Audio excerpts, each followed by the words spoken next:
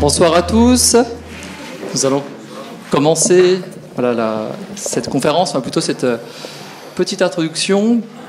Donc, nous sommes ici ce soir dans le cadre d'une conférence sur les reconstructions des monuments historiques suite aux démolitions de la Seconde Guerre mondiale. Donc, cette conférence a lieu dans le cadre des 16e Journées de l'Architecture. Alors d'abord, moi je vais présenter notre association, donc Archi Strasbourg, qui organise cette conférence ce soir. Donc notre conférencier Nicolas Lefort, que je vais présenter dans quelques minutes. Donc Archi Strasbourg, c'est une association à but non lucratif, qui est surtout connue à travers son site, donc le site archiwiki.org. Donc c'est un site collaboratif, dont l'objectif c'est de recenser tous les bâtiments et lieux, donc au départ à Strasbourg, mais également aujourd'hui en Alsace et même plus loin. Donc n'importe qui peut contribuer, donc c'est un site collaboratif. Par contre, et c'est ce qui fait la crédibilité du site, donc l'obligation quand on contribue, c'est d'ajouter ses sources. Donc un bâtiment, ça veut dire un architecte, une date de construction, donc c'est des bâtiments anciens, des bâtiments contemporains, donc on trouve tout type de bâtiments. Donc c'est une grande base de données, aujourd'hui plus de 10 000 bâtiments, avec, comme je l'ai dit, l'objectif que le contenu soit réutilisé. L'ensemble est gratuit et qui constitue donc un bien commun. Alors, pour cette conférence de ce soir, sur les reconstructions, moi j'ai un petit mot à vous dire. Donc, je ne suis pas strasbourgeois, j'habite Strasbourg depuis une quinzaine d'années. Il y a une douzaine d'années, j'étais tombé sur un ouvrage qui s'appelle Strasbourg bombardé, écrit par Christian Lambollé. Et je dois vous avouer que j'avais été très étonné parce que en lisant cet ouvrage et surtout en regardant les photos, c'est un ouvrage qui est largement illustré. Donc là, on parle bien de Strasbourg.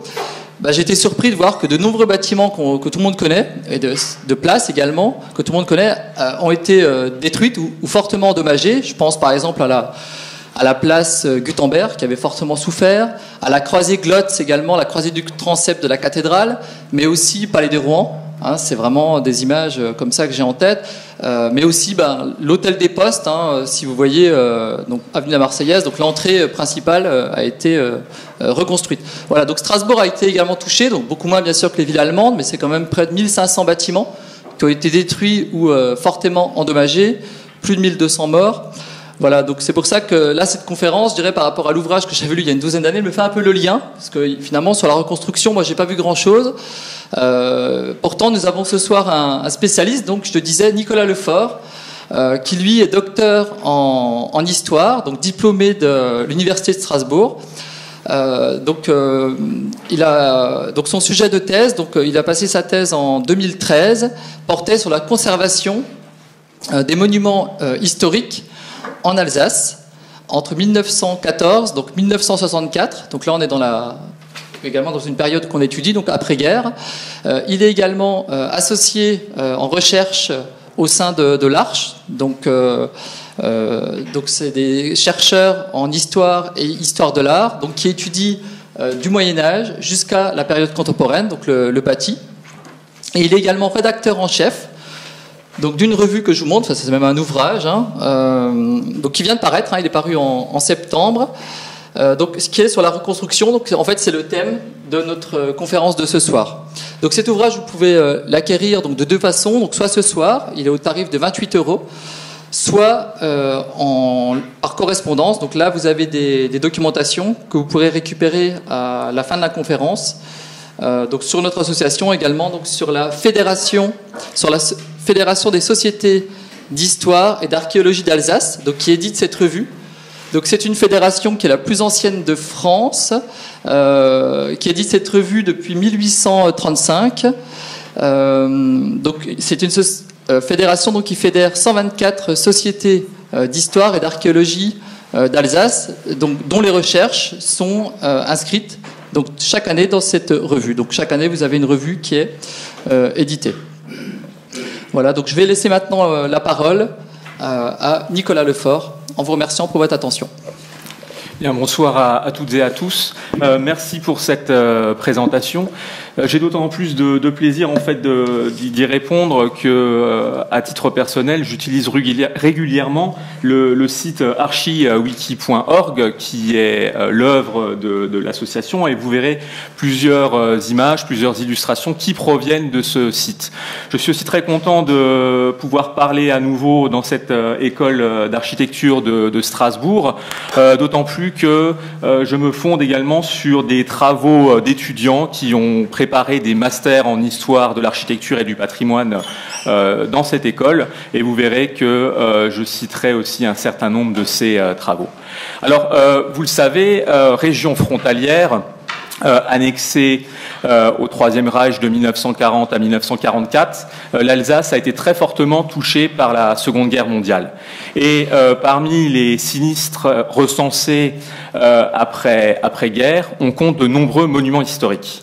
Les monuments historiques qui sont définis par la loi du 31 décembre 1913, comme les immeubles dont la conservation présente au point de vue de l'histoire ou de l'art un intérêt public. Après 1945, la restauration, la reconstruction des monuments qui ont été endommagés incombe au service français des monuments historiques, qui va s'attacher pendant de longues années à rendre à l'Alsace sa beauté, beauté meurtrie par la guerre. Alors, l'Alsace, pendant la Seconde Guerre mondiale, connaît des dommages sans précédent. En 1945, en Alsace, on compte environ 900 monuments classés et inscrits au titre des monuments historiques, 250 classés, le reste inscrit. Et sur ces 900 monuments, on en a environ 331 qui sont plus ou moins endommagés par la guerre. Ça représente donc plus du tiers des monuments protégés au titre des monuments historiques à ce moment. Sur ces 331 monuments, on en a 22 qui sont irrémédiablement détruits et qui seront donc rayés des listes. Par ailleurs, on en a environ une centaine qui vont faire l'objet de travaux de la part du service des monuments historiques. Les autres, qui ont connu des dommages plus légers, pourront être restaurés, réparés directement par leurs propriétaires. Alors, dommage sans précédent est très important parce que si on compare au reste du territoire français, vous voyez que finalement, dans le reste du territoire français, 10% des monuments ont été endommagés. Donc l'Alsace est proportionnellement plus touchée que l'ensemble du territoire. Et si vous regardez la carte sur la droite, vous constaterez que aucune partie du territoire alsacien n'est épargnée par la guerre. Les dégâts s'étendent de Wissembourg à Altkirch et des Vosges jusqu'au Rhin. Alors, avant de parler de la reconstruction, on va déjà faire un premier point sur les destructions et quelles sont les principales causes des destructions de monuments historiques en Alsace. Alors, elles sont de plusieurs natures. Premièrement, pendant la drôle de guerre donc, qui s'étend de septembre 1939 à mai 1940, on a déjà de premières destructions de monuments, avec l'occupation d'un certain nombre de monuments, le cantonnement de troupes françaises dans des monuments, avec l'exemple, par exemple, du château de Reichshofen, qui brûle dans la nuit du 31 décembre 1939 en raison du cantonnement des troupes. Ensuite, pendant la bataille de France, donc de mai à juin 1940, on a de nouvelles destructions avec les combats, notamment le long de la frontière, des villages comme Markolsheim qui sont fortement endommagés, ou alors dans le nord de la région, du côté de Lauterbourg. Plus loin de la frontière, on a aussi le cas de la commune de Viroval qui est détruite volontairement par les troupes allemandes suite à des escarmouches avec les troupes françaises. Et nous avons plusieurs monuments inscrits donc, qui ont été endommagés et qui seront restaurés après-guerre. Pendant la période d'annexion de fait qui s'étend donc de 1940 à 1944, on a un certain nombre aussi de destructions volontaires de monuments commémoratifs français par l'occupant allemand. Alors, vous connaissez sans doute tous l'exemple du monument Kléber à Strasbourg, qui a été sauvé de justesse et restauré après 1945. On a également des exemples à Colmar avec le monument Rapp ou le monument Bruat. Et ici, je vous ai présenté un exemple peut-être un petit peu moins connu, qui est celui du monument français du Geisberg, qui avait été érigé en 1909 près de Wissembourg et qui est dynamité. On n'en a conservé que le coq sommital, mais tous ces monuments ont été reconstitués, alors plus ou moins à l'identique, après 1945. Un autre phénomène que vous connaissez tous, c'est le bombardement, les bombardements de Strasbourg en 1943 dans le quartier de Neudorf, et puis ensuite en août et septembre 1944, bombardements alliés qui touchent fortement le centre-ville. Alors on n'est pas dans le même type de destruction aussi étendue que dans les villes allemandes, mais on a un grand nombre de bâtiments qui sont endommagés, voire détruits, notamment dans le quartier de la Cathédrale, le quartier de la Petite France ou alors le quartier de l'Homme de Fer.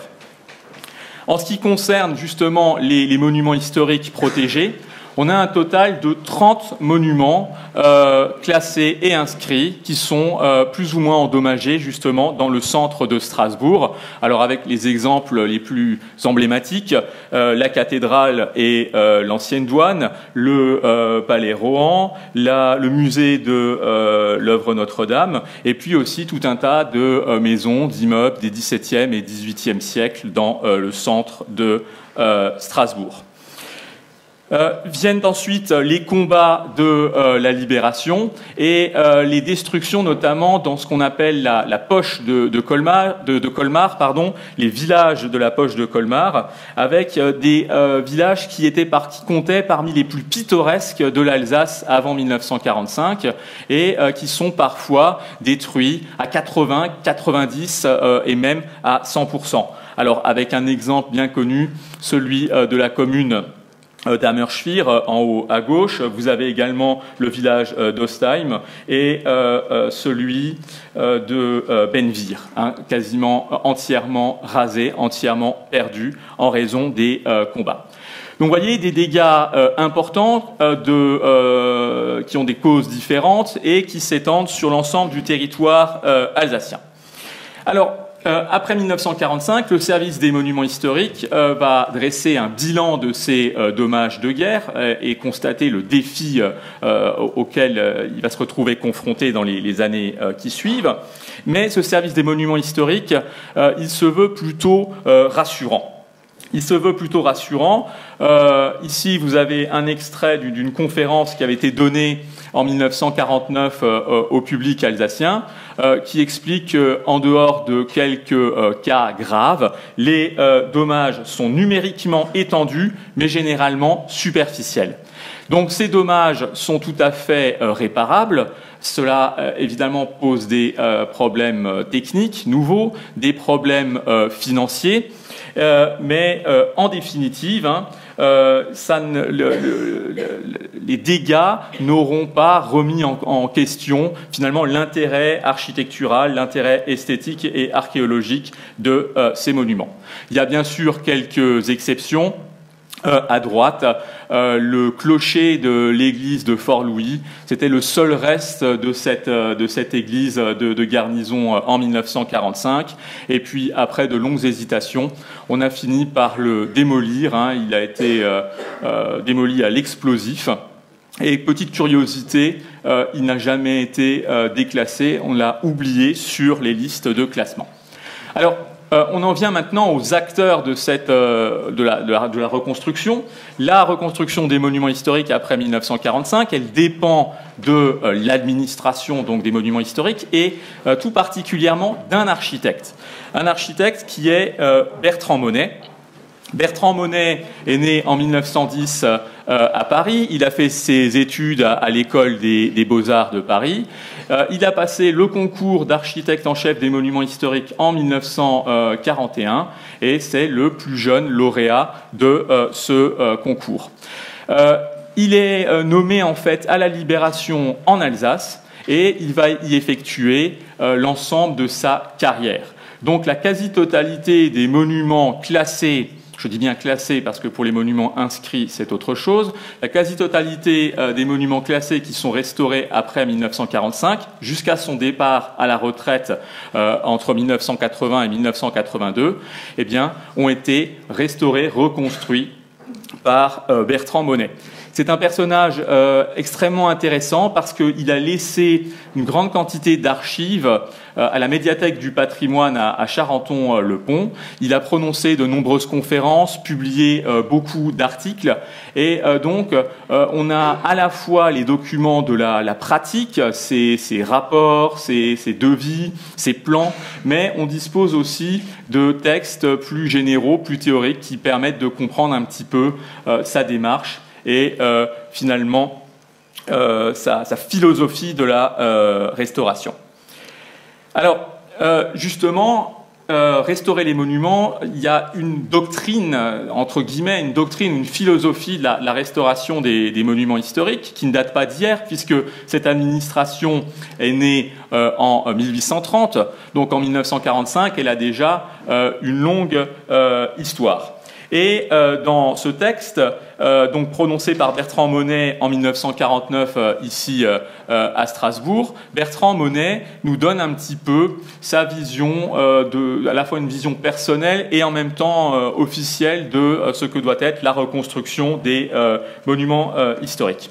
Il faut s'y attarder un petit peu. Bertrand Monet nous explique qu'il s'agit bien moins de restaurer dans un style déterminé, d'une époque déterminée, comme il était de règle pour violer le duc et ses successeurs immédiats, que de conserver nos monuments tels que les générations successives les ont faits, en éliminant toutefois certains apports récents et fâcheux. Tout est dit finalement dans cette phrase. Vous savez, au XIXe siècle, violer le duc s'attachait à restaurer les monuments et selon sa célèbre définition, restaurer un édifice, ce n'est pas l'entretenir, le réparer ou le refaire, c'est le rétablir dans un état complet qui peut n'avoir jamais existé à un moment donné. C'est lui rendre en fait son unité de style. Ça a été un petit peu la pratique dominante au XIXe siècle, mais à la fin du XIXe siècle, au tournant du XXe siècle, des voix se sont élevées pour passer en fait de la pratique de la restauration à celle de la conservation des monuments historiques. Une citation d'un critique d'art qui s'est beaucoup intéressé à l'Alsace, je pense à André Allais, qui disait finalement « restaurer un monument, c'est le détruire ». Pour tout un tas de raisons sur lesquelles je ne vais pas revenir ce soir, mais on est passé donc finalement d'une pratique de restauration des monuments à celle de conservation des monuments historiques. Il ne s'agit plus de restaurer l'unité de style, mais de consolider, de maintenir ce qui existe. Alors, Bertrand Monet, il nous dit tout de suite qu'il va y avoir des exceptions à cette règle de conservation des monuments, tels que les générations successives les ont fait, parce qu'il nous avertit qu'il va éliminer les apports récents et fâcheux. Les apports récents et fâcheux, c'est-à-dire en fait toutes les transformations qui ont été effectuées depuis le XVIIIe siècle, et en particulier pendant le XIXe siècle, et plus particulièrement en Alsace, les transformations effectuées pendant la période allemande de 1870 à 1918. Je reviendrai sur cette question ultérieurement. Alors, Bertrand Monet poursuit son propos. Nous considérons d'autre part qu'un monument historique n'est pas une pièce de musée, mais un élément vivant de la cité, donc pas quelque chose de figé. Vivant par le rôle pour lequel il a été construit et qu'il continue généralement de jouer, qu'il s'agisse d'une église ou d'un hôtel de ville. Un monument historique, pour pouvoir être conservé, doit avoir une affectation, doit avoir une utilisation précise. Et cette utilisation implique parfois des évolutions, implique des modifications. Le monument, il est aussi vivant par son facteur déterminant sur l'urbanisme surtout dans les villes et les villages sinistrés. Je m'attarderai aussi sur cette question. Le service des monuments historiques ne s'intéresse pas seulement aux monuments, aux bâtiments, mais il s'intéresse aussi de plus en plus à son entourage, à ses abords, et la nouvelle législation, notamment la loi de 1943 sur les abords des monuments historiques, lui permet maintenant d'intervenir dans le cadre de la reconstruction. Alors, Monet rend un hommage convenu à ses collègues du MRU, le ministère de la Reconstruction et de l'Urbanisme, dans ce texte, mais en fait, il y a eu de très nombreux conflits entre les monuments historiques d'une part et le MRU d'autre part, parce que les deux administrations n'avaient pas la même vision de la ville et la même vision de l'architecture. Alors, pour Bertrand Monet, donc le témoignage, le respect du passé ne doit pas être un obstacle au progrès. Et je vous montrerai aussi quelques exemples d'insertion d'architecture contemporaine dans un milieu ancien, voire à toute proximité, enfin en prolongement de monuments classés. Cette affaire de tact, de goût et de sagesse, en fait, ça montre l'importance, le rôle prépondérant de l'architecte en chef des monuments historiques dans les choix de restauration. Et on verra que Bertrand Monet, quand il avait une idée en tête, la plupart du temps, il arrivait à la faire passer. Alors, pour finir, Bertrand Monet nous dit également que les chantiers de reconstruction, ce sont aussi des foyers d'art vivant de l'art français de notre temps, et il cite notamment l'exemple des vitraux, mais je ne traiterai pas cet aspect de la question ce soir. Alors, maintenant qu'on a vu un petit peu finalement les grands principes, cette doctrine, je suis obligé d'aller finalement très vite sur ces questions qui mériteraient un exposé entier. On en vient finalement aux aspects plus concrets et aux exemples. De 1945 à 1949, dans un premier temps, le service des monuments historiques va s'attacher à déblayer, à consolider et à mettre hors d'eau tout ce qui peut être sauvé. On est dans le temps du provisoire, parce que de 1945 à 1949, il y a très peu de travaux de restauration définitive, mais on est dans le temps du provisoire. Avec d'abord la question du déblaiement des ruines. Alors, on a des ruines parfois informes, il va falloir commencer par les déblayer. Ce déblaiement, il doit se faire soigneusement pour pouvoir récupérer tous les éléments qui peuvent être soit conservés dans un musée lapidaire si le monument est totalement détruit, soit réemployés, réutilisés dans la reconstruction des monuments endommagés. Alors, vous avez ici le cas du Palais Rohan de Strasbourg. Vous voyez donc les destructions. Et ensuite, dans la cour, on met les monuments endommagés en petits tas, les pierres d'un côté, le bois de l'autre, et puis les éléments métalliques encore par ailleurs.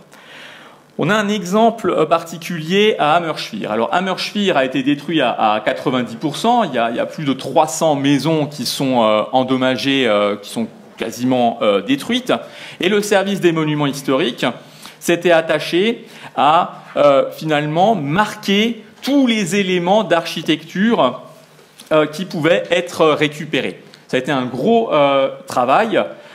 Et le problème, c'est que le MRU a recruté une entreprise de Nancy qui ne connaissait pas du tout Hammerschwir et qui a passé tous ces précieux restes sous le pic du démolisseur.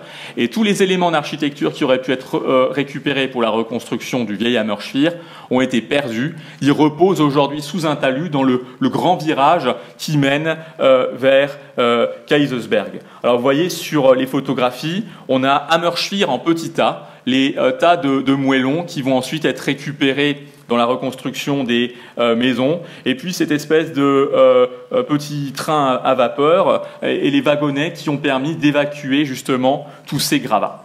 Alors à partir de là, le service des monuments historiques va un petit peu se désintéresser de la reconstruction de l'habitat à Hammerschwir. Il va juste se concentrer sur les quelques édifices classés du village qui étaient encore debout. C'est le cas de l'église Saint-Martin, qui avait été fortement touchée. Et vous voyez, on est encore dans le provisoire. Eh bien, on va mettre une couverture provisoire. Alors, tantôt c'est de la tôle ondulée, tantôt du carton bitumé. On va fermer toutes les baies avec des fermetures provisoires faites de planches ou alors de vitrex, de verre blanc. Alors ça vous paraît peut-être anecdotique, mais ces travaux provisoires, ces installations vont rester en place parfois de longues années, 5 voire 10 ans. Et la population est exaspérée par la lenteur du service des monuments historiques, surtout quand le service des monuments historiques est obligé finalement de réparer les travaux provisoires, à tel point que les Alsaciens disent que les échafaudages sont en train de prendre racine. Alors, pour finir, les travaux de consolidation. Ici, nous sommes à l'église Saint-Jean de Wissembourg, l'église protestante Saint-Jean, dont tout le bas-côté nord a été arraché par une bombe. Donc, le mur et les arcades de la nef sont à nu. Et le service des monuments historiques doit mettre en place un puissant étai en rondins de bois reposant sur une plateforme en béton pour pouvoir maintenir l'édifice, pour contrecarrer les poussées et éviter un effondrement. Alors, l'autre défi qui attend le service des monuments historiques juste après 1945 concerne la sauvegarde du paysage urbain de Strasbourg, puisqu'on a vu que le vieux Strasbourg a été très fortement touché par les bombes. Or, en 1945, on a des architectes, notamment le jeune François Ehrenschmidt. François Ehrenschmidt, vous le connaissez tous, puisqu'il a été professeur à l'école régionale d'architecture de Strasbourg à partir de 1946, donc dans l'ancêtre de l'ENSAS. Et en 1945, par voie de presse, eh bien, François Ehrenschmidt expose ses idées sur la reconstruction de Strasbourg, qui pourrait se résumer par le titre de la revue « Il ne faut pas reconstruire Strasbourg ». Vous avez à gauche, finalement, l'état du quartier qui va de l'ancienne douane jusqu'à la place Gutenberg. Et puis ensuite, à droite, le projet, les propositions de François Ehrenschmidt qui ont un très large écho, notamment auprès du ministère de la Reconstruction et de l'Urbanisme. Alors, François Ehrenschmidt, qu'est-ce qu'il propose? Premièrement, il propose de ne pas reconstruire l'ancienne douane et d'y aménager un théâtre de verdure. De ne pas reconstruire les maisons détruites entre la rue de l'Étal et la rue du Vieux Marché aux Poissons pour y aménager un parking. D'ouvrir une place de part et d'autre de la rue du Vieux Marché aux Poissons à hauteur de ce qui est devenu aujourd'hui la place des Tripiers. Et puis surtout, de ne pas reconstruire les immeubles qui se situent entre la rue des Hallebardes et la rue Mercière, donc aux abords immédiats de la cathédrale. Alors, je vais revenir un petit peu sur différents exemples.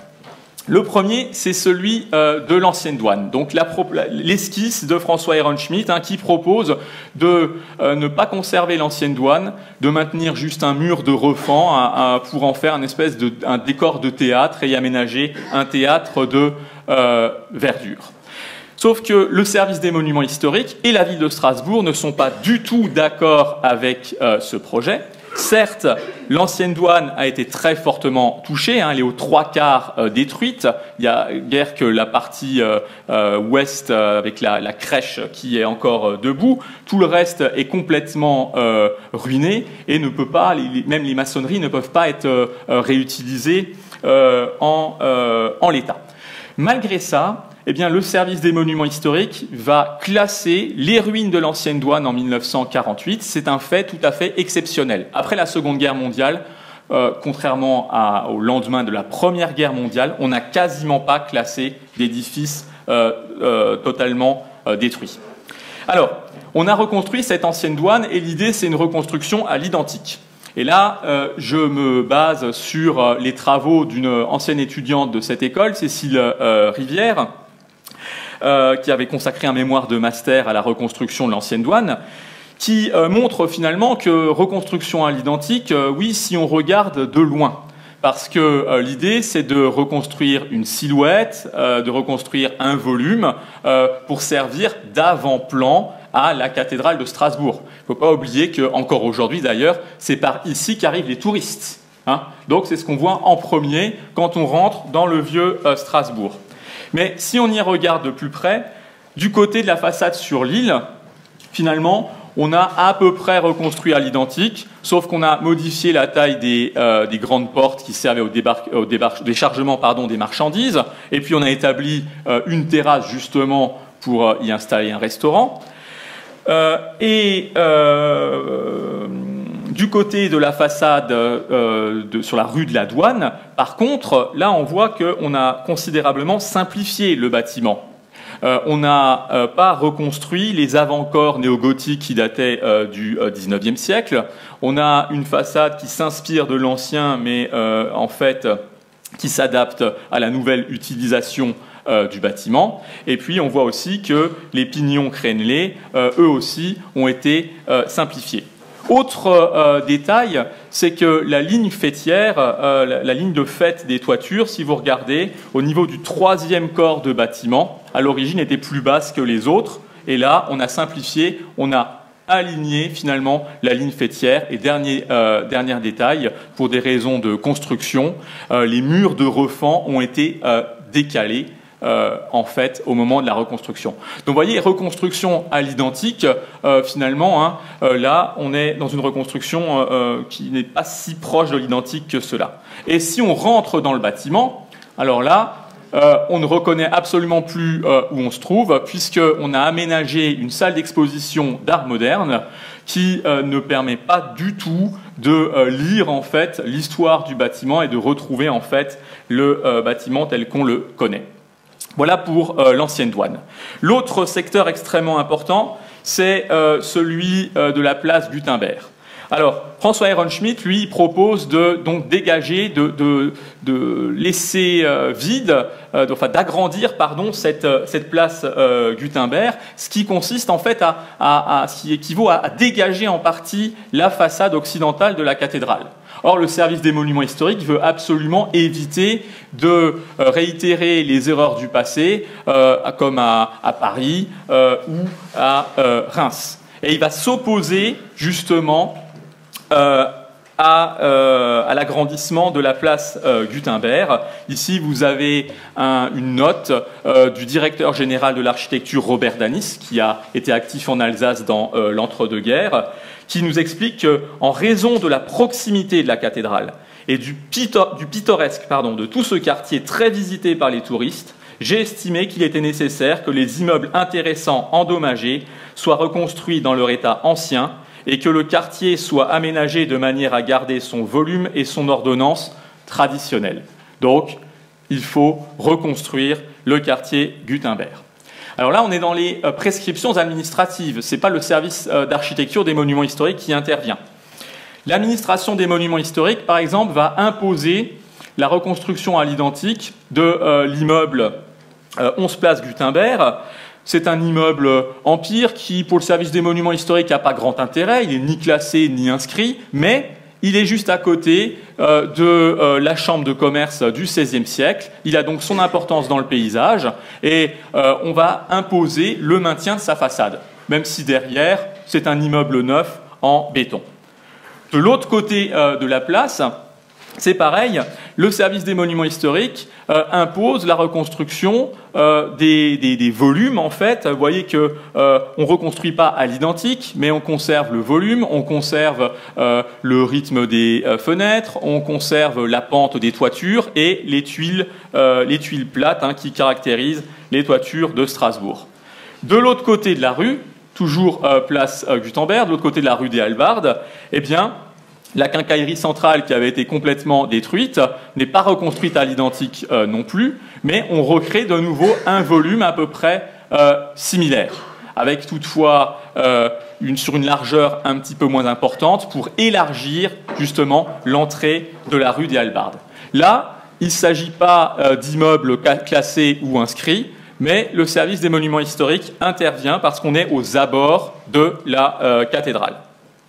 Alors, derrière la rue des Hallebardes, par contre, derrière l'entrée de la rue des Hallebardes, par contre, on a des immeubles qui, eux, sont protégés au titre des monuments historiques. Et là, le service fait intervenir ses architectes, avec notamment le numéro 5, qui est un oriel classé de 1654, qui menaçait de s'effondrer. On va construire un immense mur de soutènement et marquer symboliquement une limite.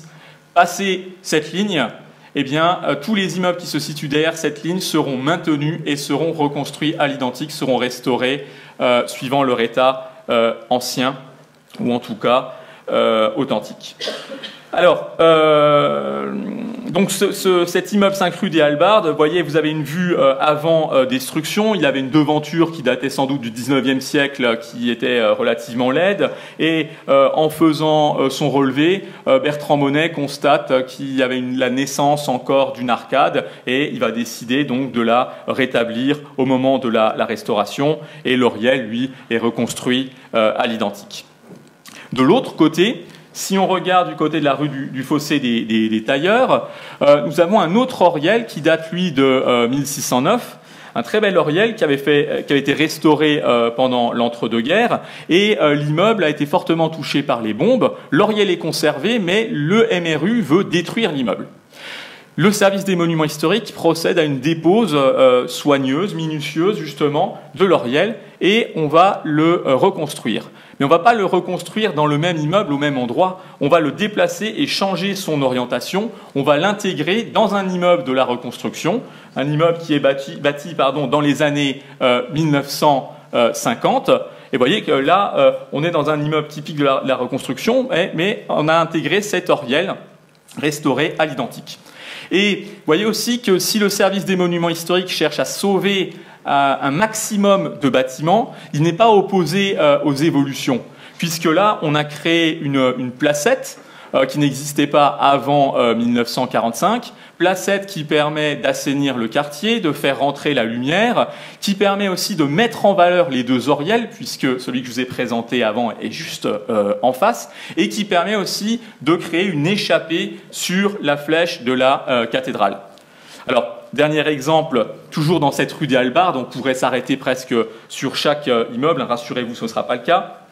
Le 8 rue des Hallebardes, avec une belle façade 18e, tout en hauteur, mais extrêmement étroite, qui est protégée au titre des monuments historiques et qui est légèrement endommagée. L'immeuble voisin au numéro 10, c'est-à-dire à gauche, on le devine, on voit qu'il est vraiment pas très intéressant et qu'il est plutôt en mauvais état. Le propriétaire du numéro 8 est aussi propriétaire du numéro 10. Et lui, il souhaite relier les deux immeubles. Il souhaite relier les deux immeubles pour pouvoir créer et mettre les planchers au même niveau, pour pouvoir créer des appartements plus grands. Les deux façades réunies, c'est 8,60 m de large. Donc vous voyez qu'on est dans un bâtiment très étroit. Le problème, c'est que l'indemnité de dommages de guerre n'est pas très élevée et il propose, lui, de simplement, on va supprimer le 4e étage, tant pis, ça coûtera moins cher. Le service des monuments historiques intervient et il impose de son côté le maintien du 4e étage. Vous voyez que finalement, on a créé au numéro 10 une façade sur le modèle du numéro 8. On pastiche en fait l'architecture du XVIIIe siècle. Et dernière chose, vous voyez que, pareil, le service des monuments historiques n'est pas opposé à l'architecture moderne contemporaine, puisque juste à côté, on laisse construire cet immeuble de l'architecte Mario Cardosi, que vous voyez à droite. Alors, finalement, succès du service des monuments historiques dans ce quartier Gutenberg, qui parvient à imposer ses prescriptions et puis à sauver tout ce qui peut l'être. Mais il y a d'autres quartiers de Strasbourg où le service des monuments historiques n'a pas connu le même succès. Autour de la place Kléber, on a des immeubles qui ont aussi été touchés. Ici, nous sommes à l'angle de la rue des Grandes Arcades et de la rue de Loutre, avec un immeuble qui date du XVIIIe siècle, que le service des monuments historiques souhaite classer en 1945 pour qu'il soit reconstruit à l'identique, mais le propriétaire, lui, veut le démolir, ainsi que les deux immeubles voisins pour créer un immeuble neuf, un immeuble unique et neuf. On se dirige vers une solution de compromis, récupérer tous les éléments sculptés pour les intégrer dans la nouvelle façade, sauf que pour des questions financières, ça n'a pas été le cas. On a construit un immeuble neuf, certes néoclassique, qui s'intègre bien dans le paysage de la place Kléber, mais les éléments du XVIIIe siècle, eux, sont définitivement perdus. Un autre exemple que vous connaissez tous, c'est du côté de la place de l'Homme de Fer. C'est le projet de la ville de Strasbourg et du ministère de la Reconstruction et de l'Urbanisme et de son architecte Charles-Gustave Stosskopf, qui a été directeur de cette école pendant de longues années, de construire un ensemble préfinancé avec une tour de 49 mètres de haut, la tour Valentin-Sorgue. Quand le service des monuments historiques prend connaissance du projet, il se saisit de l'affaire, sans qu'on lui ait rien demandé d'ailleurs, et il s'oppose, il émet un avis nettement négatif au projet pour différentes raisons. Les arguments développés. Premièrement, l'architecture est trop pauvre, trop simple, trop sèche. Deuxièmement, il y a des toits plats. Et alors, pour ces messieurs du service des monuments historiques, notamment l'ancien directeur des Beaux-Arts, Paul Léon, en Alsace, il y a la neige. S'il y a la neige, il ne peut pas y avoir de toit plat. Vous voyez que certaines conceptions du service des monuments historiques, encore dans les années 1950, étaient un petit peu dépassées sur le plan technique. Alors, autre chose, et c'est ça qui pose le plus de problèmes, c'est la hauteur de la tour. Parce que le service des monuments historiques estime qu'elle va entrer en concurrence avec la cathédrale. Or, jusqu'à cette date, dans le paysage strasbourgeois, il y avait la cathédrale, les flèches des autres églises, et c'est tout. Alors, le débat est très long, je ne reviendrai pas sur le détail. Un document que j'ai pris dans un mémoire de master aussi soutenu dans cette école de Jean-Philippe de Goulle, où on a un document qui cherche à montrer que finalement, je ne sais pas si... c'est pas très lisible, mais qui cherche à montrer que cette tour Stosskopf, cette tour Valentin-Sorgue, finalement, elle ne fera pas bien de mal à la cathédrale de Strasbourg. Elle a l'air ridiculement petite si on la compare avec la façade occidentale et avec les autres monuments classés de Strasbourg, Saint-Pierre-le-Jeune, Saint-Thomas, etc. Et donc, le projet, finalement, passe et la tour est construite.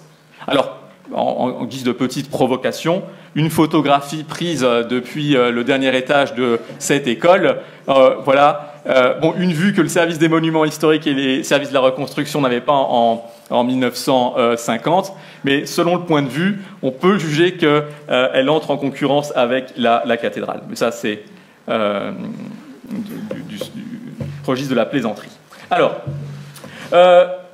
Alors, maintenant, le service des monuments historiques va rentrer dans la phase de reconstruction définitive des monuments. Et quelque part, il va chercher à rendre les monuments plus beaux, plus anciens, plus solides. Alors, l'expression, on la doit à Patrice Gourbin, qui est un historien de l'art qui a fait sa thèse sur le service des monuments historiques entre 1938 et 1959, et qui a beaucoup travaillé sur ces questions. Quelques exemples. Ici, nous sommes à Neuf-Brisach, l'église Saint-Louis, très fortement endommagée. Vous voyez que les maçonneries sont encore debout mais calcinées. Toutes les couvertures ont disparu. Le décor et le mobilier ont brûlé. Il faut une restauration générale de l'édifice. Le service des monuments historiques y tient particulièrement parce que nous sommes au centre de la place forte de Neuf-Brisach. Et c'est une architecture du XVIIIe siècle, proche du Rhin. Vous voyez le discours aussi nationaliste, ça marque la présence française sur le Rhin face à l'Allemagne. Alors Bertrand Monet, quand il se lance dans ce projet, il a de la chance, il peut récupérer les relevés très précis qui avaient été effectués par son prédécesseur Paul Gélis, qui permettent une reconstruction rigoureusement à l'identique. Et si on regarde l'état actuel de l'église, On voit que finalement, Monet a restauré la toiture du clocher avec des ardoises. Il a restauré la toiture, la couverture de la nef avec des tuiles plates anciennes de récupération, pour qu'il n'y ait pas à attendre la patine du temps. Hein. Et on a refait un enduit dans le même coloris que celui existant. Petit détail déjà qui montre qu'on n'est pas dans la reconstruction strictement identique. On avait sur la corniche supérieure des briques moulurées que Monet remplace par de la pierre parce que le matériau est jugé plus qualitatif. Maintenant, alors on fait un petit peu les choses à l'envers, hein, mais là, maintenant, au niveau des charpentes, Bertrand Monet ne reconstruit pas une charpente en bois, mais une charpente en béton armé. Le matériau est résistant, notamment au feu. On a du mal à trouver des bois de charpente de qualité dans cette période de l'après-guerre. Et c'est moins cher. Alors, ce n'est pas du tout révolutionnaire, puisque finalement, vous connaissez tous cet exemple, on avait déjà construit des charpentes en béton armé après la Première Guerre mondiale. Ici, hein, l'exemple emblématique de la cathédrale de Reims. À l'intérieur, là, je ne m'attarderai pas sur les questions de mobilier et de décoration, mais voyez que finalement, on a tout perdu et donc on va reconstruire, enfin, on va recréer un mobilier de manière plutôt simplifiée. Donc, utilisation du béton armé, des nouveaux matériaux, des nouvelles techniques dans la reconstruction. C'est aussi le cas, je reviens rapidement à Strasbourg, avec le 8 places du marché au cochon de lait. L'immeuble voisin a été pulvérisé par une bombe. La maison, elle tient encore debout, mais il va falloir la déposer entièrement pour la reconstruire. Et là, ce qui est intéressant, c'est que c'est quelque chose qui se fait très souvent pendant la reconstruction.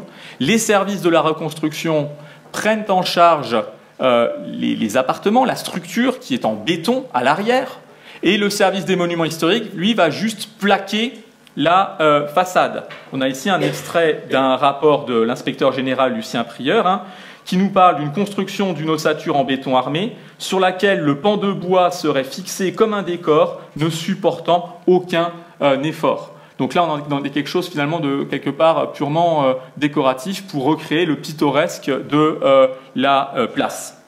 Donc des monuments finalement plus solides par l'utilisation de matériaux récents. Des monuments aussi plus beaux et plus anciens. Ici, à Haute-Marsheim, l'église du XIe siècle, un des plus anciens sanctuaires d'Alsace. Alors, très peu endommagé par les combats, mais il y a quelques lézardes, il faut remanier la toiture, et puis surtout, l'enduit extérieur se détache par plaques. On a un véritable enduit lépreux. Et là, Bertrand Monet va remanier les toitures, et il va enlever, supprimer justement l'enduit pour laisser apparaître le petit appareil justement des maçonneries. Et ça fait progresser en fait la connaissance du monument parce que finalement, grâce à cela, non seulement il y a un critère esthétique, mais les archéologues aussi vont pouvoir affiner la connaissance du monument et la chronologie de sa construction. Quand on reconstruit, on fait aussi un certain nombre de fouilles. Autre exemple, à l'intérieur d'un certain nombre d'églises, ici on revient à Wissembourg, à l'église Saint-Jean, les bombes ont fait tomber l'enduit du plafond et, surprise, sous cet enduit en plâtre, on a retrouvé un plafond en bel état du XVe siècle. Donc on va déposer le reste et on va restaurer finalement le plafond lambrissé tel qu'il existait au XVe siècle. Là on a quelque chose d'authentique. Autre exemple à Altenstadt, on a exactement le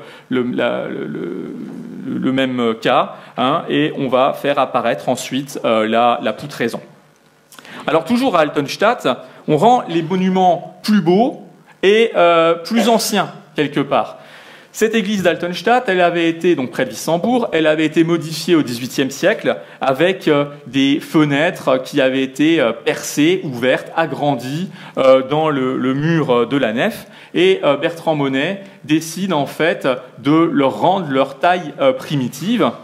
Et puis il refait aussi une toiture en pyramide. En fait, il cherche à rendre sa pureté primitive à l'église. Alors, voilà différents cas. ici, on cherche à rendre sa pureté primitive à l'Église, et on en vient à un cas tout à fait exceptionnel de restauration de l'unité de style.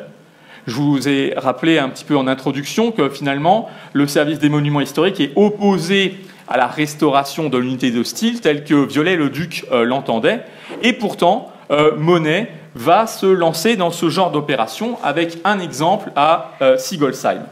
Alors, cette église de Sigolsheim pose énormément de questions, de problèmes à l'architecte. Elle est en très mauvais état, hein, puisque vous voyez que le clocher est éventré, les toitures ont disparu, les voûtes sont percées. Il faut faire une restauration générale de l'édifice. On pose un échafaudage sur le clocher qui menace de s'effondrer et on en dépose le niveau supérieur. Et là, surprise, en déposant la partie supérieure du clocher, Bertrand Monet trouve en fait les éléments d'un clocher roman, le clocher en fait tel qu'il se présentait au début du XIIIe siècle. On retrouve les colonnettes, des morceaux des arcades, etc. Donc on dépose tout cela soigneusement. Ensuite, Bertrand Monet est embêté parce que le clocher tel qu'il existait en 1945, c'était aussi un clocher authentique, dans le sens où il datait du milieu du XVe siècle.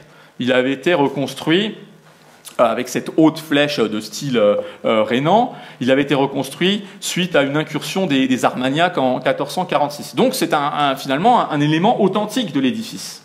Mais en même temps, on a retrouvé les éléments du clocher roman. Que faire? Alors Bertrand Monet, lui, n'aime pas du tout cette haute flèche, il la trouve trop lourde, il trouve qu'elle écrase l'ensemble de l'édifice, qu'elle n'ait pas de bel effet dans le paysage, et il va vouloir restaurer le clocher roman, qui va d'abord restituer par le dessin, mais bon là ça passe pas très bien à l'écran, mais il y a un certain nombre de doutes qui subsistent, parce qu'il a trouvé suffisamment d'éléments pour reconstituer à coup sûr le premier niveau du clocher. Par contre, il reste des questions, des doutes. Est-ce qu'il y avait un ou deux étages? Est-ce que les deux étages étaient identiques ou différents? Et puis, la toiture. Là, on n'a pas d'éléments archéologiques. Toiture en bâtière ou alors toiture en pyramide. Pour se faire une idée, Bertrand Monet va se lancer dans une étude de tous les clochers romans qui se trouvent en Alsace et même outre-Rhin. Et pour lui, c'est incontestable, mais en fait c'est sa conviction toute personnelle, le clocher était en bâtière et il y avait deux niveaux d'arcature, deux étages. Mais vous voyez qu'il hésite. Au départ, il pensait que le premier niveau était constitué uniquement de baies géminées et qu'il y avait un deuxième niveau avec des baies ternées. Et puis, finalement, après accord de la Commission des monuments historiques, il va rétablir deux étages identiques. Et il emporte la décision auprès de la Commission à Paris, alors qu'il n'a aucune preuve sur le plan archéologique. Mais voilà, ce clocher est, d'après lui, plus élégant, plus pittoresque dans ce paysage viticole alsacien. Ça, c'est le premier problème, parce qu'il y a un deuxième problème avec la façade occidentale de cette église. L'église a été agrandie au XIXe siècle d'une travée. On a déposé puis reconstitué la façade et on a agrandi la baie qui se trouvait au-dessus du porche. Au départ, Monet propose de créer un oculus parce qu'il n'a pas de document. Et là, c'est le hasard aussi de la recherche. Juste avant de faire valider le projet, on retrouve une gravure de David Ortlieb qui précède de 3 ans les travaux du XIXe siècle, qui permettent de reconstituer la baie en plein cintre dans ses dimensions primitives. Dernier problème, celui du chœur, de l'abside, qui a aussi été reconstruite au XIXe siècle. Et alors là, Bertrand Monet n'est pas tendre, hein, il trouve que l'architecture de Jean-Baptiste Chacre, donc architecte du XIXe siècle, est surchargée et prétentieuse.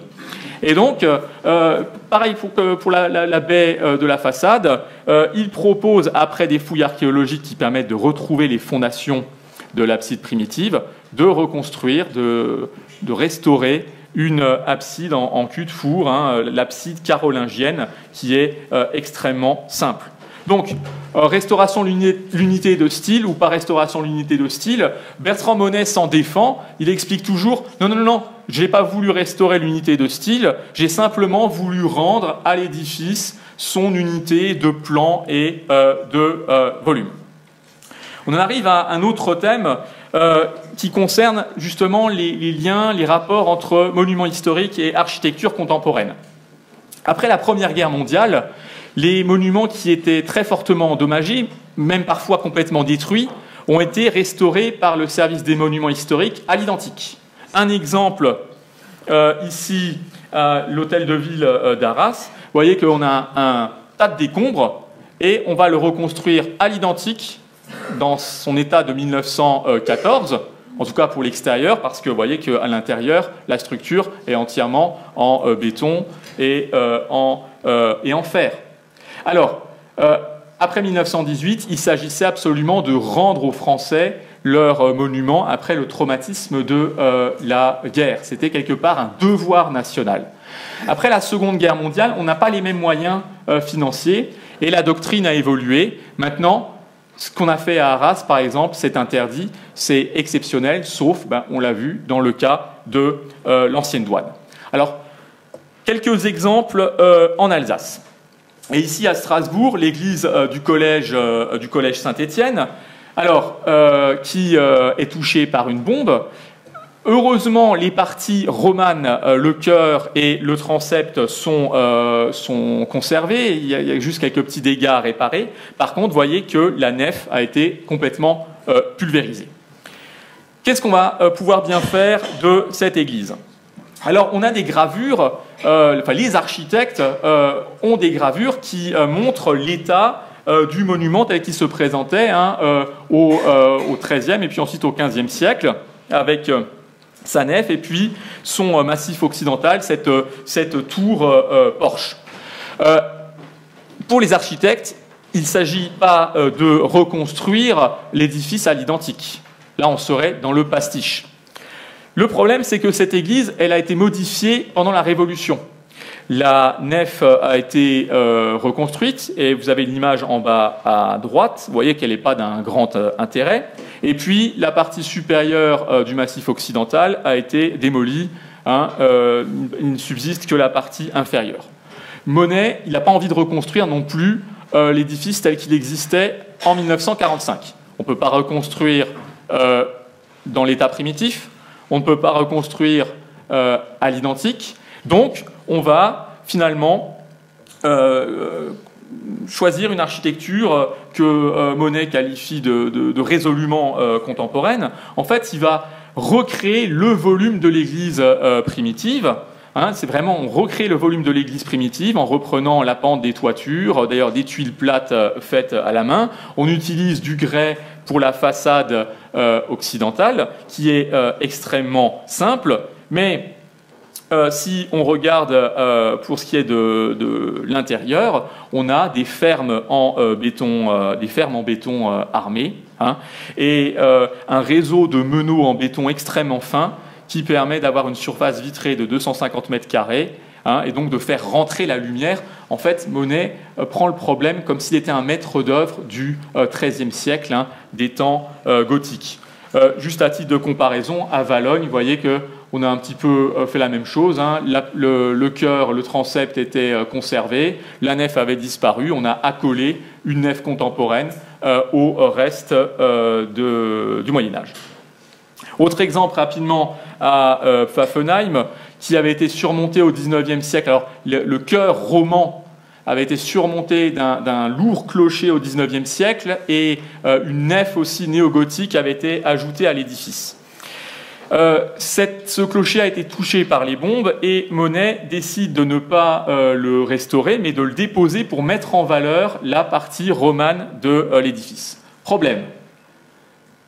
Il n'y a plus de clocher à Pfaffenheim et pour un village, le clocher, c'est un élément identitaire extrêmement important. Et pendant 25 ans, à Pfaffenheim, ça va râler pour qu'on reconstruise un clocher. Seulement, Bertrand Monet, lui, bien sûr, il n'est pas question de reconstruire un clocher néo-roman ou néo-gothique, de faire dans le pastiche, et il propose la construction d'un clocher en béton, hein, un clocher en béton armé, qui jouxte en fait la partie néogothique de l'édifice. Et simplement, vous voyez qu'au niveau du beffroi, on a repris la forme des clochers romans tels qu'on les connaît dans la région. Sans commentaire. Alors, autre exemple, à Erlisheim, dans le Bas-Rhin, on avait une belle église du XVIIIe siècle qui a été fortement endommagée par les bombes, mais qu'on peut reconstruire. Les maçonneries sont encore debout. Et puis là encore, c'est de nouveau l'enjeu national. On est sur la frontière, c'est une église qu'on voit de l'autre côté du Rhin. Le service des monuments historiques, la municipalité, le clergé, tout le monde veut une reconstruction à l'identique. Sauf qu'il n'y a pas d'argent, l'affaire traîne, et puis finalement, on va d'abord finalement déclasser la nef avec l'idée de reconstruire une église neuve accolée au portail subsistant. Alors là, je m'appuie sur les travaux de Joachim Weber qui a consacré son mémoire de master et un article justement à cette reconstruction de l'église de Erlisheim. Et là, on voit qu'on avait prévu de conserver donc le massif occidental, moins le clocheton, qui a déjà disparu là, et d'y accoler une nef, une église en forme d'ellipse. Ça ne marche pas, hein, on s'en rend vite compte. Et puis finalement, étant donné que l'affaire prend du temps, on finit par décider de déclasser entièrement l'église et de construire une église résolument contemporaine qui prend en compte en plus les évolutions liturgiques suite au concile de Vatican II.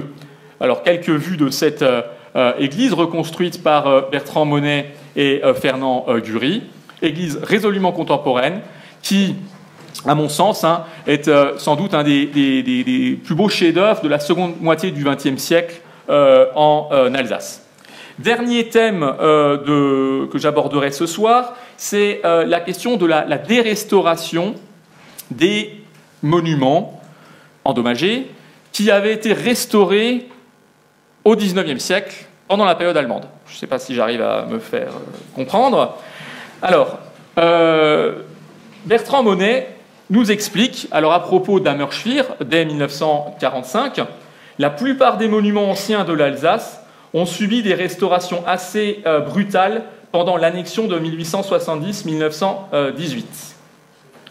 Et il souligne les efforts de ses prédécesseurs pour dégermaniser nombre de monuments alsaciens que les archéologues allemands s'étaient évertués à défigurer pour mieux se les annexer.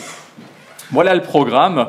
Bertrand Monet va systématiquement proposer de la dérestauration des parties transformées au XIXe siècle, en particulier celles qui ont été restaurées, transformées pendant la période allemande. Un premier exemple à Sélestat.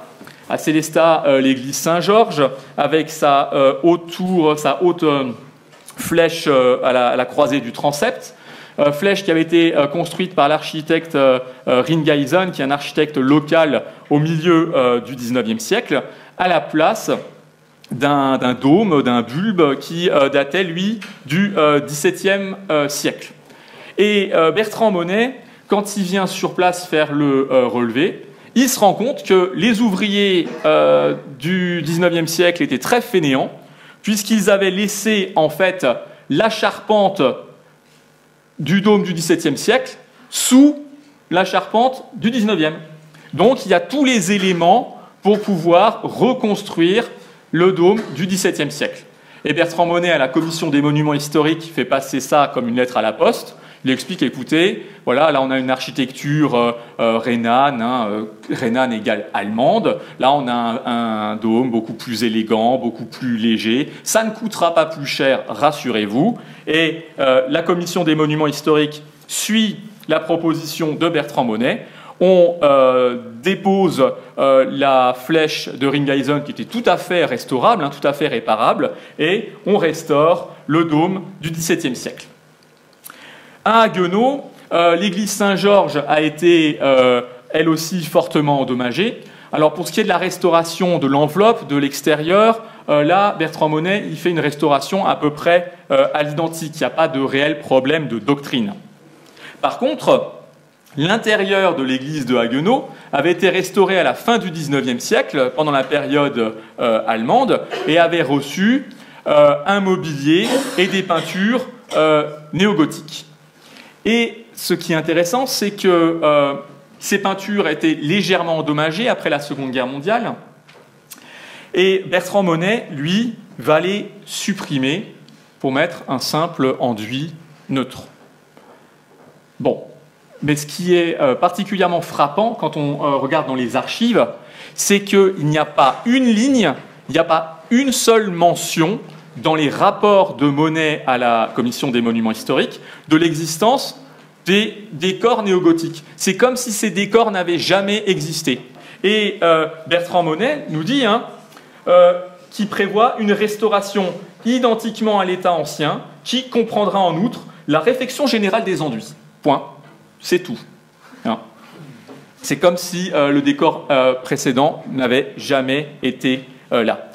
Dernier exemple que vous connaissez tous, c'est celui de la cathédrale de Strasbourg et de sa tour Klotz, la tour de croisée, qui avait été fortement touchée par une bombe et dont les maçonneries étaient complètement bouleversées et la toiture avait disparu. Alors après 1945, il y a d'autres urgences. On met en place une toiture en carton bitumé. En 1945, elle va rester en place jusque 1987. C'est-à-dire que pendant plus de 42 ans, cette reconstruction, c'est vrai que les principaux chantiers ont lieu dans les années 50, 60 et puis un petit peu encore dans les années 70, mais les dernières restaurations, elles datent de la fin des années 80, début des années 90. Alors Bertrand Monet se penche sur le sujet et il fait une étude très poussée de l'histoire de la cathédrale de Strasbourg et de ses phases successives de construction.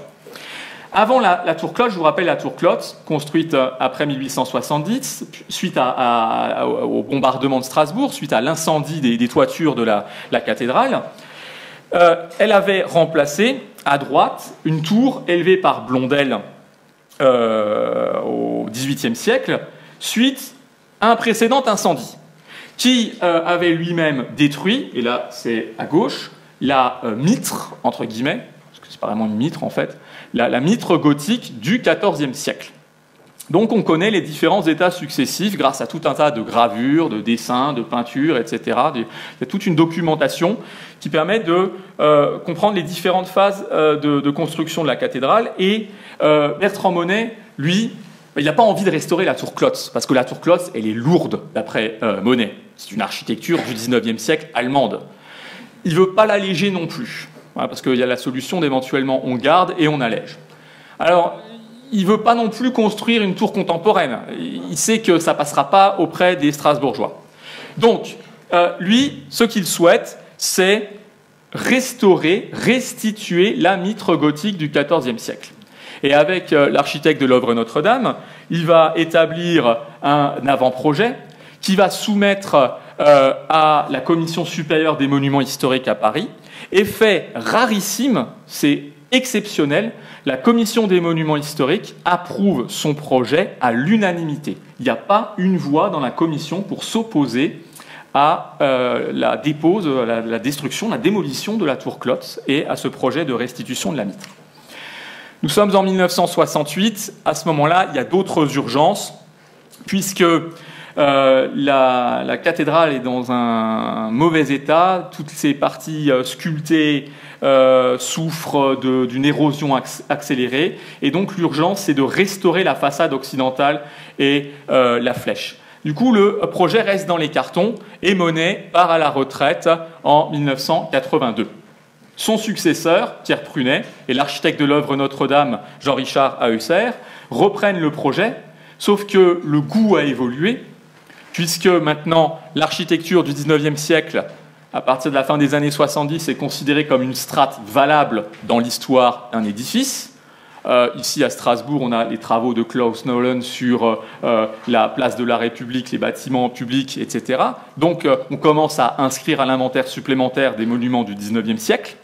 Donc le goût a évolué, le regard sur l'architecture du XIXe siècle a évolué, et Pierre Prunet et Richard Haeusser, eux, ne veulent plus du tout restituer la mitre, ils veulent restaurer la tour Klotz. Ils présentent le projet en commission des monuments historiques, et là, l'avis de la commission des monuments historiques est inverse de celui de 1968. On restaure la tour Klotz entre 1987 et 1993. Je vous ai juste mis pour finir la lettre envoyée par... Alors, il a écrit à tout le monde, hein, au ministère, au maire, partout. Bertrand Monet, retraité, qui essayait d'empêcher la restauration de la tour Klotz à tout prix, hein, et qui dit que ce serait une catastrophe. Voilà. Alors, pour finir, vous voyez que on aurait pu encore prendre de multiples exemples. Hein. Le sujet, en fait, est sans fin. Vous voyez simplement que cette reconstruction, si elle s'est concentrée dans les années 50-60, pour les monuments historiques en tout cas, elle s'est prolongée et achevée seulement en 1993, qu'elle a finalement permis de sauvegarder l'aspect traditionnel des villes, notamment de Strasbourg, ou d'un certain nombre de villages pittoresques dans le vignoble alsacien.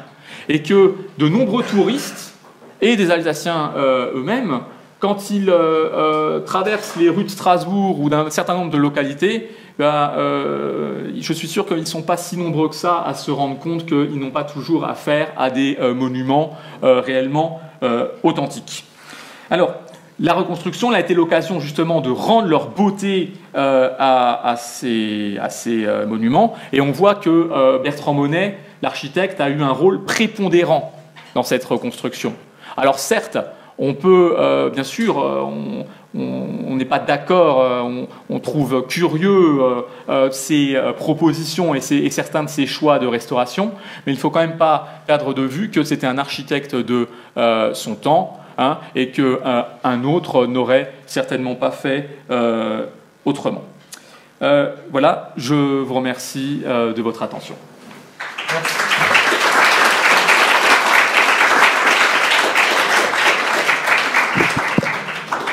Merci beaucoup, Monsieur Lefort, pour cette brillante conférence, richement illustrée avec beaucoup de documents originaux. Peut-être que dans l'assistance, il y a des questions.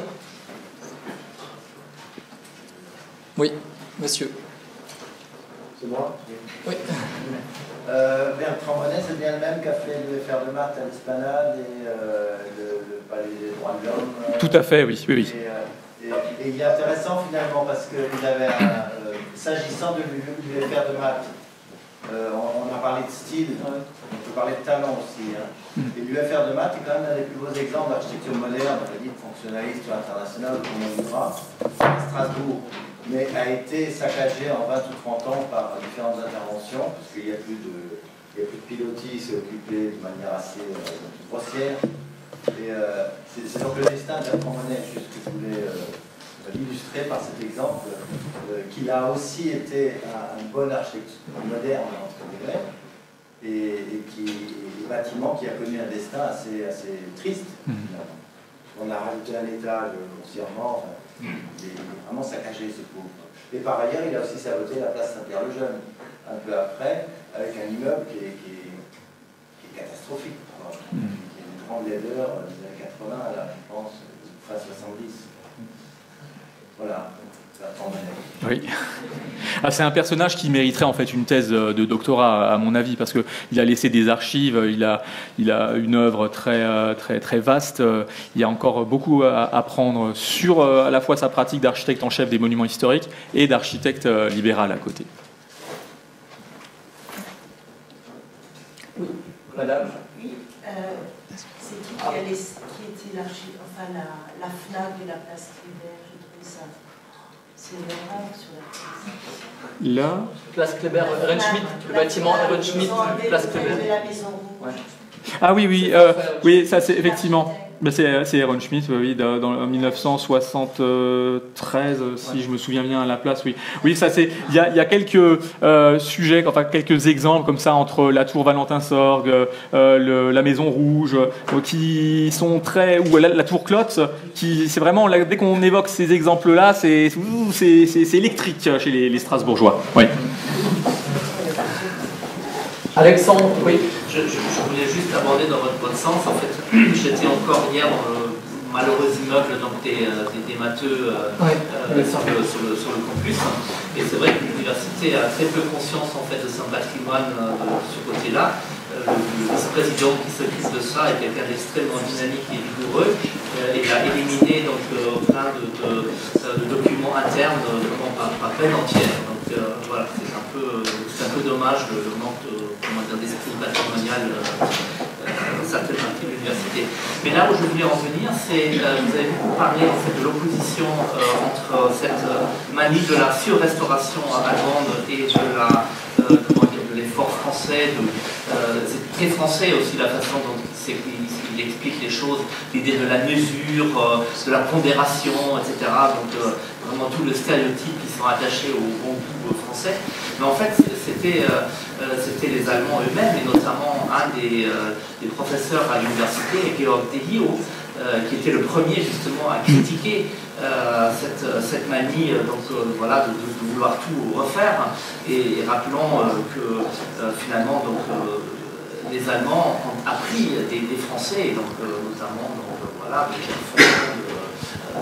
de Notre-Dame, etc., pour surrestaurer un certain nombre de bâtiments, commencer par le Königsbourg, et vous connaissez évidemment toutes les querelles autour de ce monument. C'est un discours très manichéen, et on le voit après 1918, vraiment, oui, les restaurations allemandes, alors on met ce titre allemand, et tout est mauvais. Il n'y a absolument aucun, après 1918, il n'y a absolument aucun projet de restauration qui trouve grâce aux yeux des Français, en tout cas dans le discours officiel. Le seul exemple, c'est le pilier de la cathédrale. Oui, parce que là, la cathédrale menace de s'effondrer. Mais alors tout le reste, c'est vraiment dans la propagande, en fait, c'est un discours de propagande qui se développe aussi pendant la Première Guerre mondiale. On critique, on dénonce tout ce qui a été fait par les Allemands. Et on continue à le faire après 1945. Je pense que ça a été le cas jusque dans les années 60, jusqu'aux années 70. Ils voulaient même enlever la maison du Kaiser, le palais du Rhin. Tout à fait. Alors c'est un. Grâce à Gérard Gromer qui. Oui, c'est un exemple. J'avais trop de. Du roi aussi sur France. C'est un journaliste de France Culture. Oui, d'exemples dans le PowerPoint, j'ai dû alléger un petit peu, effectivement, ce bâtiment. Monet, j'ai un document d'archives parce que le bâtiment n'était pas protégé au titre des monuments historiques jusqu'aux années 90. Et Monet parle de ce bâtiment en disant, du point de vue du service des monuments historiques, on peut le juger fort laid. Voilà, point.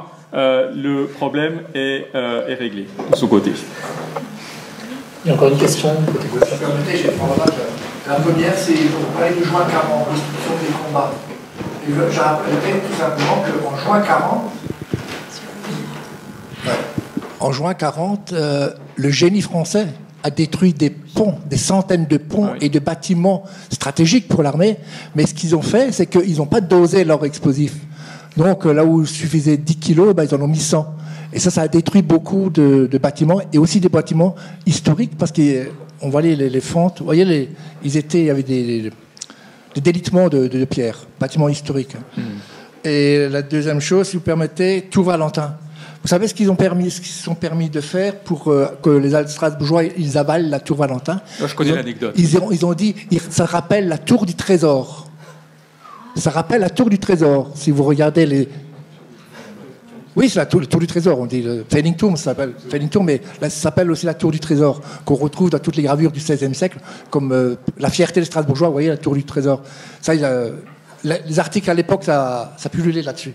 Et la troisième, vous dites Palais du Rhin, mais à l'époque, il y avait le Palais du Rhin qui était touché, il y avait la Poste qui était touchée, et dans les années 60, ils auraient bien vu tout ce côté de boulevard de la Victoire, là.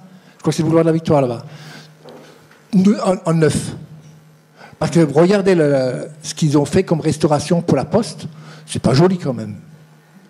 On le remarque pas. Si on regarde le style à gauche ou à droite, et puis au milieu, par rapport à l'ancien, vous voyez, je veux dire. Vous voyez les gravures que je veux dire, à l'ancien. Et justement, il y a aussi dans la rue de l'ancienne douane, la douane, les avancées qui n'ont pas été remis en place. Ça faisait trop germanique, ça faisait trop préféré. Et ce qui est le pire, moi je vous assure, les vieilles gravures, que je regarde les vieilles gravures, c'est les fenêtres de l'ancienne douane. Il y a des fenêtres à 3 ouvertures, vous voyez, vraiment Renaissance, presque Renaissance, vous voyez, mais il y a 3 ouvertures. Et les nouvelles fenêtres qu'ils ont mis, il n'y en a que 2 ouvertures. Ça gâche toute l'authenticité du bâtiment. Si vous regardez, vous l'avez montré au début, hein. Oui, oui. L'ancienne et le nouveau, et ça c'est dommage quand même. C'est des petits détails, mais aujourd'hui ça choque pour celui qui regarde. Merci. Et ma question, si vous pouvez le présenter, ma question elle est quand même l'effort. Attendez, je veux encore revenir à la guerre 14-18. Vous avez parlé de la guerre 14-18. Ce qu'il faut savoir, qu'après la guerre 14-18 en Alsace, n'était reconnu comme dégâts de guerre que ça a été détruit par les Allemands. Et en Alsace, il y a beaucoup de choses qui ont été, dans la vallée de la Bruche, qui ont été détruites par les canons français. Vous voyez, je veux dire? Donc, ce qui a été détruit par les canons français, ben, c'est détruit, on ne reconstruit pas. Il y a beaucoup de dégâts qui ont été faits comme ça, vous voyez, qui n'ont pas été reconstruits parce qu'il n'y avait pas d'argent pour le faire. En 14-18, je vous rappelle, après 18. Merci.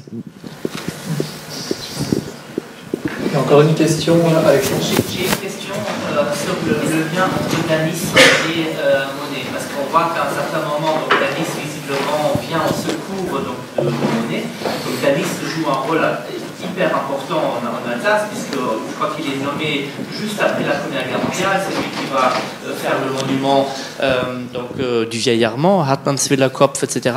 Et lui, c'est un pur produit des beaux-arts, quoi. Lui, c'est le classicisme, il a restauré, je crois, le Petit Trianon, etc. Voilà, donc on peut pas faire plus français que lui. Est-ce que Monet, c'est un peu son petit-fils spirituel? Est-ce qu'ils ont eu une relation de lève à maître?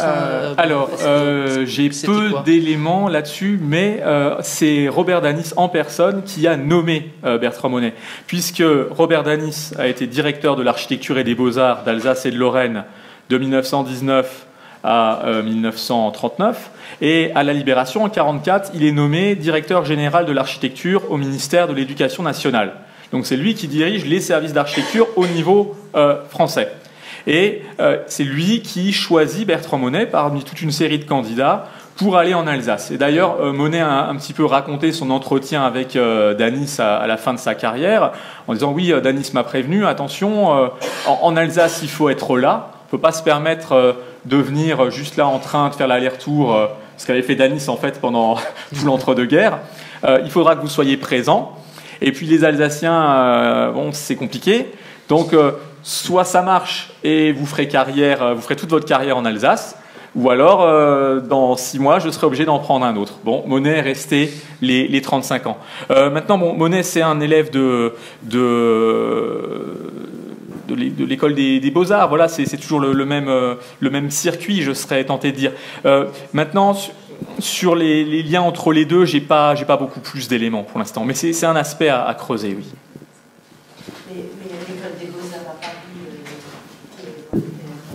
qui m'a laqué, c'était l'école d'architecture. Oui, enfin, quand je dis l'école, oui, le Bertrand Monet, Robert Danis, etc. sont des gens qui ont été formés à l'École nationale supérieure des Beaux-Arts de Paris, section architecture. Ils sont diplômés des Beaux-Arts. Eh bien, nous vous remercions pour votre attention. Voilà, la conférence est terminée et je remercie encore Nicolas Lefort. Donc cette conférence a été présentée organisée par l'association Archi Strasbourg. Vous avez également des documentations sur la Fédération des sociétés d'histoire et d'archéologie, donc sur la table devant, là où Madame se situe. Et donc pour les personnes qui sont intéressées par l'ouvrage, vous pouvez l'acquérir maintenant ou par le bon de commande. Voilà, merci beaucoup. Merci.